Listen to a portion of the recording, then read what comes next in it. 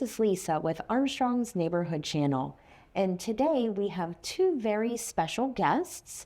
We have Todd Bromley and Dr. Fleming.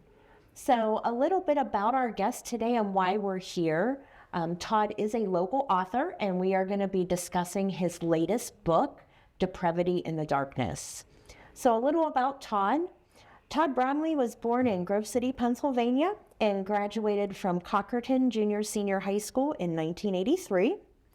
Todd has devoted the majority of his life to promoting the outdoor lifestyle and has been an archery consultant in Africa and Canada. He has also worked in the outdoor industry as a product developer and tester. In 2010, he created and self-published Crossbow magazine, which became the largest of its kind, reaching 17 countries. In 2022, Todd sold the magazine to a media conglomerate in New York and retired. Congratulations. Thank you. Todd has also worked in radio and television and has had over 200 magazine articles published and has written 3 books, and his latest book is what we're discussing today. And then we also have Dr. Brittany Fleming. Hello. Hi, Brittany. Dr. Fleming is an associate professor and faculty advisor for the award-winning student media organizations WSRU-TV and The Rocket. And I'm also an alumni of SRU, so In good company. we are. You have received your doctorate in communications media and instructional technology from IUP in 2015. While working for the University Center for Media and Production Research and reporting at Renda Broadcasting, teaching in both multimedia journalism and digital media concentrations in the department. Dr. Fleming continues to emphasize the importance of local journalism and multimedia training in higher education through publications, presentations, panels, and with organizations. Yep. So I love this. That's a fantastic background. Thank you so much. Thank You're you welcome. for having me. Oh, well, we're glad to have both of you. So I want to kind of start with Todd, because I know this is where this all started, and then we'll bring everybody in as to where you fit into this puzzle. Great. So Todd, tell me a little bit about, what inspired you to write this book? Well, as you stated in my biography there, that I was born in Grove City in the same hospital that the victims would show up at 3 years later. And I was originally raised in the same community. My family has roots there, still live there. I live in that community. I did move to Cockerton and graduated from Cockerton in '83 at the age of 17, but then moved right back into the community. So just all my life, I've heard stories and rumors and innuendos and from family members, friends, and people in the community. And I didn't set out to write a book. I just wanted to research it because I just wanted to know what happened for myself. Well, I can tell you, Todd, also being from the community, and not to give any spoilers, I don't want to give too many away.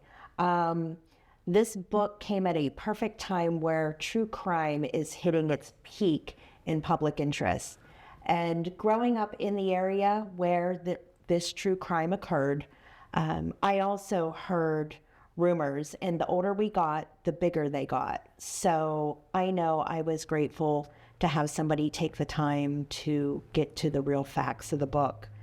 Well, the book's an easy read, actually. I put 5 years of research into it, just going down all the different avenues of the things I'd heard over the years, because as you're well aware, there was a lot of rumors, and a lot of them weren't true, but a lot of them were even worse than I suspected. So it was just a fact-gathering mission.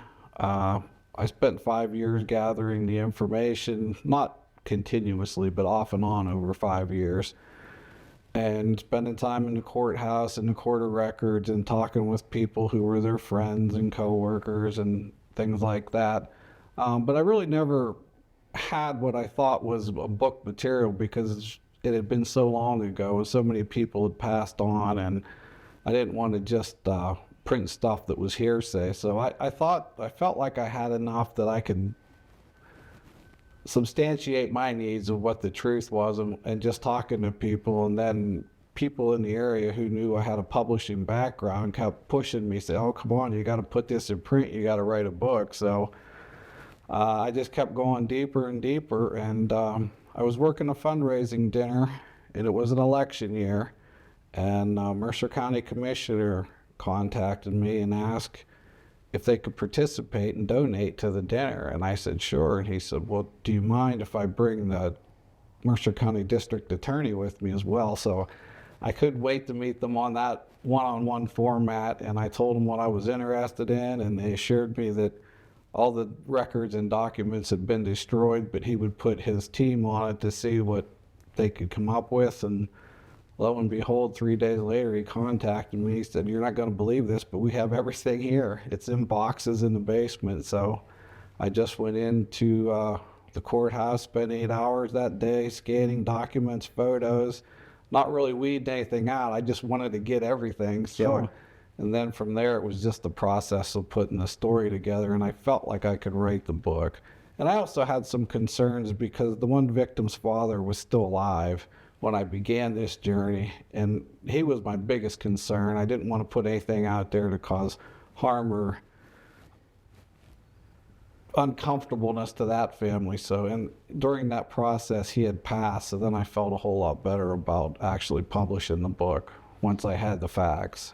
Well, and I can certainly appreciate this, and not to give too much away, but just a little bit about this story. And I have read the book multiple times. So this was a crime that happened in 1968. Correct. With 4 perpetrators from the Jackson Center, Stoneboro area, and 4 victims who were not from our local area, but 2 of them were Slippery Rock University students. Mhm. So I'm sure back in 1968, where we had a very peaceful town, this really was a traumatic event to all. Right, and I stayed in the book. It literally took them decades to overcome this. I mean, they were embarrassed by it. They tried to sweep it under the rug and things like that. And even I've come to find through Dr. Fleming, the university kind of tried to suppress it because they were afraid it would hurt their enrollment. So it's, just the way it was. And it falls at a time between probably the 2 most famous murders at that time were the Holcomb, Kansas murders, the Clutter murders, which Truman Capote wrote, and the 1969 Manson murders, which everybody knows about.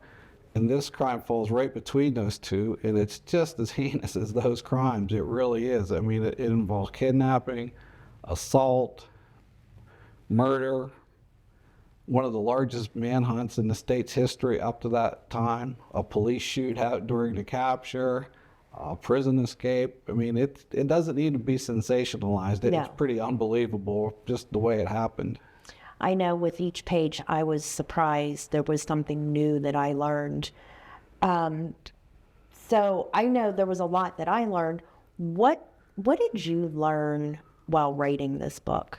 Well, I learned something probably with every document that I opened up because, as I said, up to that point it was just hearsay. But probably what I took away from it the most was the ferociousness that the girls were attacked and the way they were treated, but then also their will to survive was pretty unbelievable because you're talking about a 19-year-old and a 21-year-old, and the trauma that they went through, yet they kept their faculties about them. They were recognizing landmarks and road signs and license plate numbers. It's pretty incredible.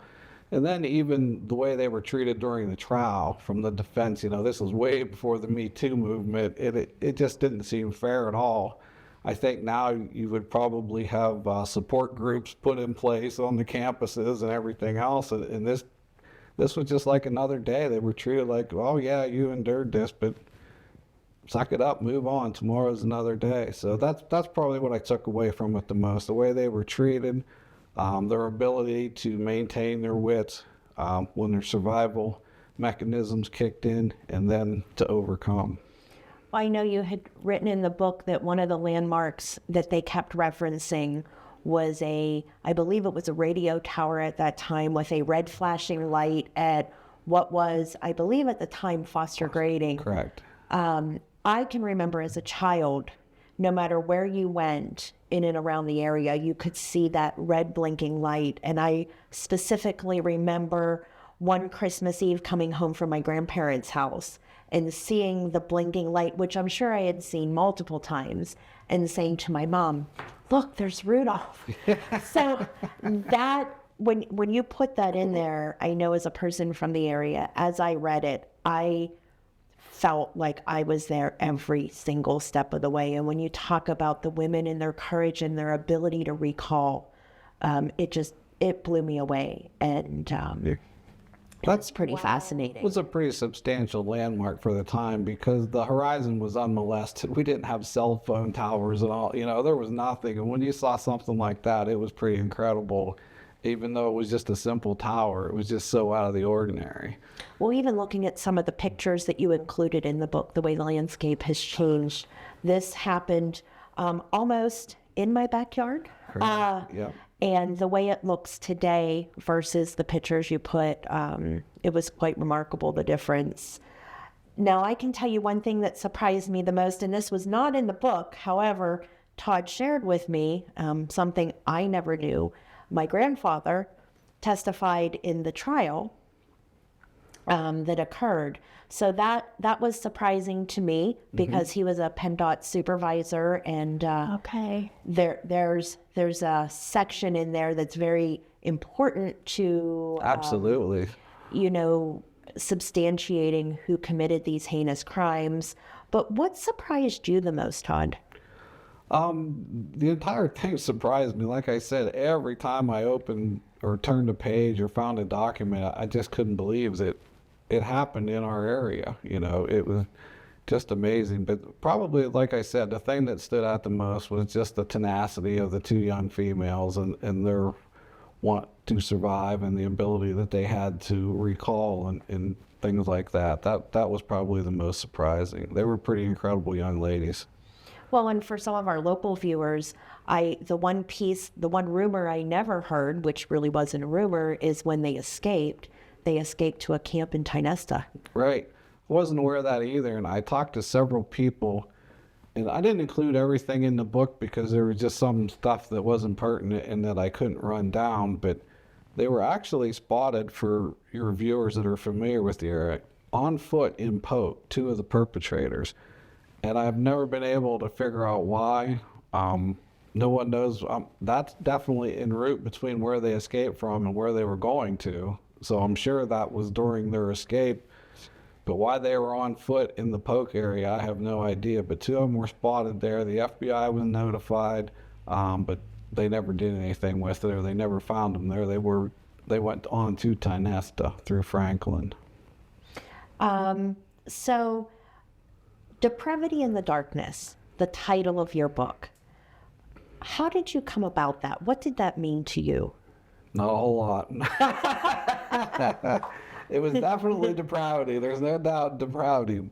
I had 3 working titles when I started the book, and they were more local titles. And I just thought I need more of a national title, so I wanted depravity in it because there was so much depravity that occurred during these crimes, and they were all happened at night. It was like a 12-hour day from hell for these victims.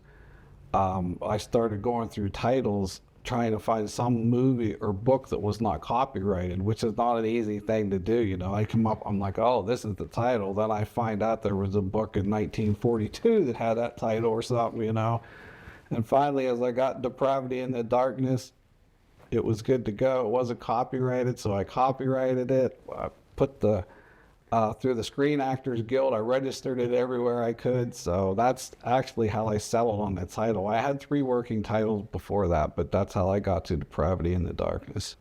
So I had mentioned when I was introducing you earlier, this is your 3rd book.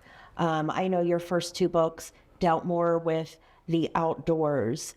Did you find it difficult transitioning from what you were used to writing a true crime No, not really, because my previous works were things that I experienced, and this was just more research than anything. It was all documented.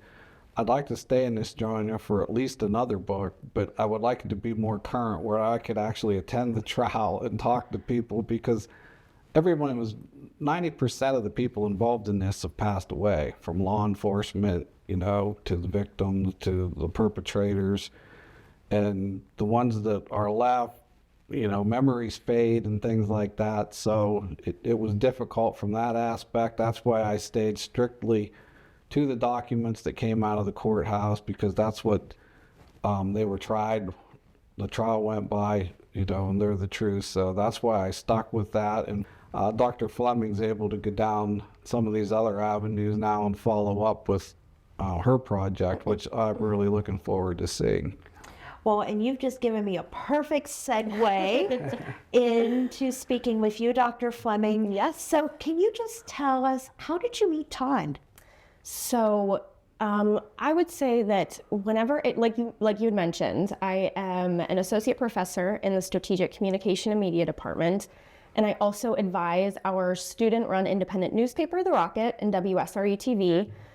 So much of my pedagogical approach really is centered around experiential learning, and what that means is really putting my students in a situation where they have to apply what they learn in the classroom to real-world situations.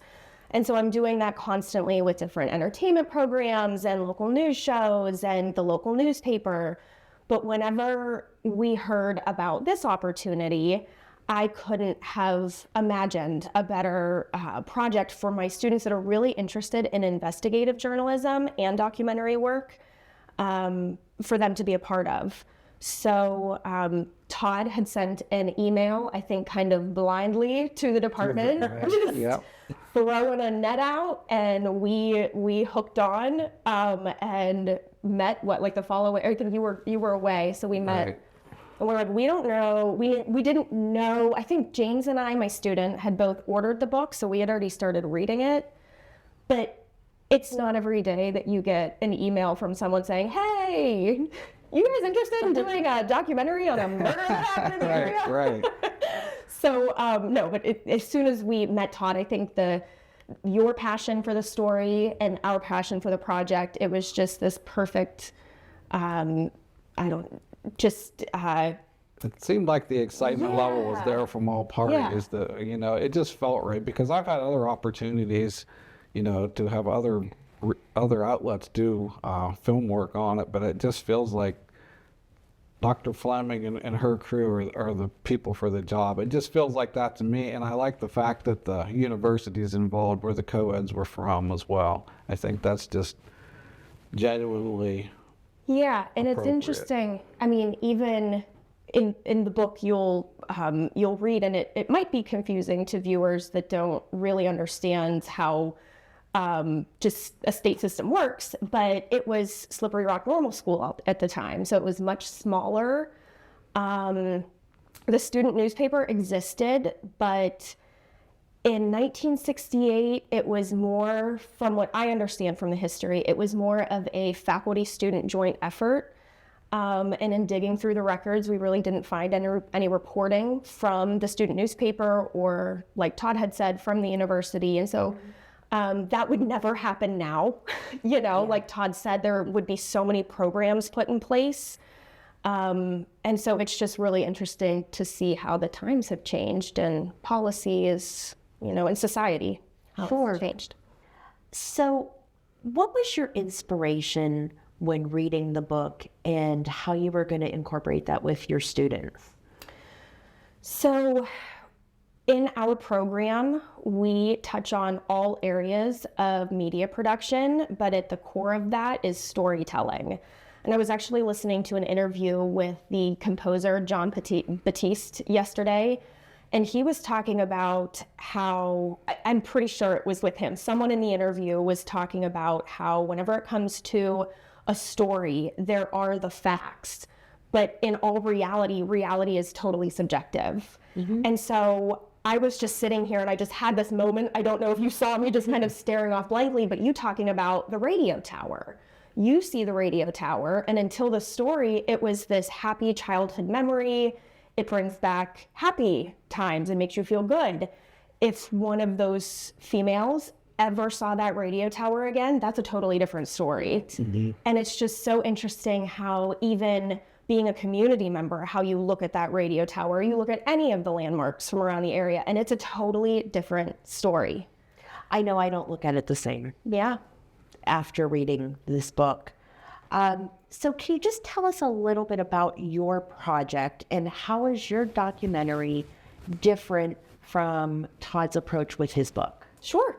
So like Todd said, he spent 5 years researching, going through all the court records and all of the actual documents that could help bring this story to life, because many people have passed away. And so that was a huge endeavor in itself. Todd's book sticks to the facts and it tells it like it was. What we are able to do with the medium of video is really humanize the people that were impacted and humanize the area and tell the story of resilience and redemption and survival, and how, like Todd, without trying to give too much away, just reading the first couple of pages of the book, you can imagine exactly what the area was like. This rocked Jackson Center and the Sandy Lake area.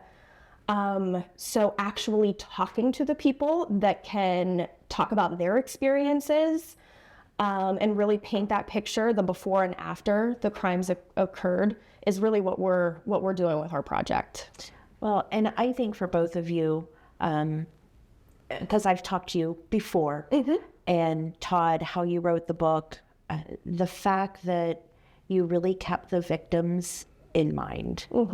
And really it's their story of survival. Right. Not so much what the perpetrators did, but from their point of view. And I'm so grateful that you've taken that stance. So many people would have the, you could take the other road, which would be so much more sensationalized. Right. But the fact that you're looking at it from a little more of the victim's standpoint, I think is such a testament to them. Right. Well, and there are the victims, the obvious victims from the story, but there are so many victims that are still dealing with this. Sure. And I'm sure even, we're a small community. Everybody knows everybody. Oh, right. So even I even took the perpetrators, obviously, into account as well, and their families. And I write that a couple different spots in the book. There was a lot of stuff in the court documents that came out during the trial that were very personal to these families that I didn't include in the book, just out of respect for them. I mean, I had to say what I had to say because that's the way it happened, but there was so much more in there. And we live in the community, you and I, the perpetrators' family members still live in the community. We mean no disrespect to them. And even at the time I talked to people, who told them that, this isn't a reflection on you or your kids or anything else. So I was the third. 3 other attempts were made to bring this book to light. And I just feel like I'm glad I'm the person who finally got it across the finish line because I live in the community. So I think I took everyone into consideration. And I'm not sure another author would have done that. I think there would have been a lot more sensationalism to it and a lot more dirt that would have been thrown. I'll have to tell you. So there is a magazine article from, I forget what the magazine is called, but it's in our archives over at Slippery Rock. And it covers this story. I'm not sure if you ever saw it. No. But you want to talk about sensationalism. I mean, the headline of the story had something to do with satanic murderers take over this area, and the author is filling in, provides direct quotes for what the victim said and what the perpetrator said, and there's no way that they would have known that. Todd's book was good journalism. Like he said, he went through and he chose the most germane information. If it's to sensationalize it, it wasn't, what was the point of putting that in there? Exactly. Because his mission was twofold. It's to tell a story because you care about it, right? You are invested in it, you're a part of the community, and then you're also a journalist. And so you know how to do those deep dives without, I guess, falling into or crossing that really easy line of sensationalism. Yeah, Thank you. That's what I was going for. So. And I think you did that exceptionally well. And it also put to bed a lot of those horrible rumors that we can kind of bury those as well. Right. So how has this impacted your students? Because I'm sure this has been a very unique opportunity. I bet you probably have some students who graduated who went, oh my gosh. Yes, we did. So Todd reached out to us in October. And so we did have a wave of students that had graduated that worked with Todd, who hopefully can still, I mean, they're off actually in reporter positions. One's at Zach, he's at the Post-Gazette. And Matt is at I'm probably going to mess up. He's at a local paper around the area. So anyways, they're still around the area. But yeah, I mean, this is a once in a lifetime opportunity for students. You know, they're only here for 4 years. So to have someone with such a great background, Todd, you know, providing, here is all of this research I've done. Now you take it, and he's trusting me with the students to run with this and really bring this to life and do the book justice. And my students see how big of a project this is and how much it can impact their portfolios and just their experiences. And like I said, experiential learning, especially in media, is everything. You can't just say you do it. A test score isn't enough. We need a portfolio of work. And so the experience that they're getting from this is just phenomenal.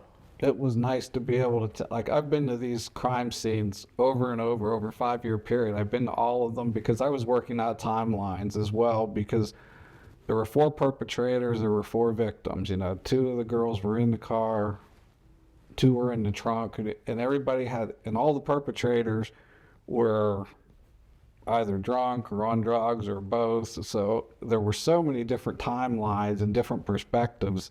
You know, you always hear that if 5 people see a crime, you're going to get 5 different stories. So just working out all the timelines and having gone to all these places, which incidentally, 90% of them are still standing. They may not be the same businesses, but you can go to all of these places that were pertinent to the story. So being able to take Dr. Fleming and her students out, we've gone out to the burial sites, the crime scenes, and worked that all back. It was just, I just felt like it was almost a relief off of me, like I've been doing this for so long, and now here, you know, it almost felt like sacred ground for somehow, you know, because I've spent so much time on it, and then it felt like a weight off. It's like, here, this is here. Now tell this. Now now you do it, right? And they've been back several times and done their thing. You know, I haven't seen it all yet, but we got to see a snippet of it, and I'm very excited about it. Goosebumps. Goosebumps. And so we've alluded and we've kind of said you're working on a documentary. What are your plans? What, in your mind, what is your finished product? So our finished product is going to be something that is about 90 minutes long. We had gone down the route of making this more of an episodic story, but for right now, we're also thinking about taking this through a podcast lens, looking at this through a podcast lens and telling that. But because of the way that the book is set up and because we want to use that format, it just makes so much sense for us to do a full-length documentary. And our goal is to have this through the film festival circuit in 2025. So we'll see where it goes. I mean, again, this story is for the community. And so we want to make sure that the community has access to it regardless of what happens. Sure. So we're really excited to do it. I mean, it's a book signing. The amount of support that came out, it was unbelievable. I was there. Right. We've And- done several of them, and there's a lot of interest in this story. So There is, and I'm showing or seeing that the interest is spreading outside of our community. And the one thing for me at that book signing that really stood out was there was a gentleman, I don't even know his name, so I think we're okay, who was a correctional officer at one of the institutions where one of the perpetrators ended up. And this was a gentleman you had never met, no. who stood up and said, everything in that book is exactly what that inmate told us happened to the T. So I always believed in what you wrote and I trusted in what you wrote. But to hear that, it was just that other layer of validation. Yeah, right. Yeah.